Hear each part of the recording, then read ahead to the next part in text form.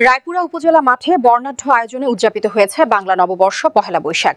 উপজেলা প্রশাসনের উদ্যোগে দিনব্যাপী এ অনুষ্ঠানে ছিল নানা আয়োজন। উপজেলা প্রশাসনের উদ্যোগে দিনব্যাপী এ অনুষ্ঠানে ছিল গ্রামীণ ঐতিহ্য, সাংস্কৃতিক পরিবেশনা এবং আনন্দঘন নানা আয়োজন। অনুষ্ঠানে প্রধান অতিথি হিসেবে উপস্থিত ছিলেন রায়পুরা উপজেলার নির্বাচিত সংসদ সদস্য ইঞ্জিনিয়ার আশরাফ উদ্দিন বকুল।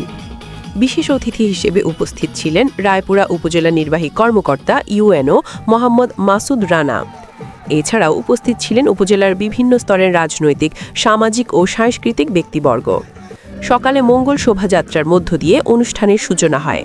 পরে স্থানীয় শিল্পীদের অংশগ্রহণে গান, নৃত্য ও কবিতা আবৃত্তির মাধ্যমে সাংস্কৃতিক অনুষ্ঠান পরিবেশিত হয়।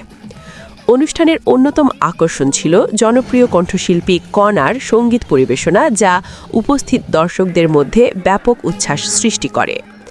বক্তারা বাংলা নববর্ষের ঐতিহ্য ধরে রাখার আহ্বান জানান এবং সমাজের সম্প্রীতি ও ঐক্য বজায় রাখার উপর গুরুত্বারোপ করেন।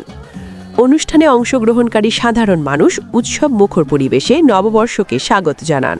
শিশু কিশোর থেকে শুরু করে সব বয়সী মানুষের উপস্থিতিতে রায়পুরা উপজেলা মাঠ পরিণত হয় এক প্রাণবন্ত মিলন মেলায়।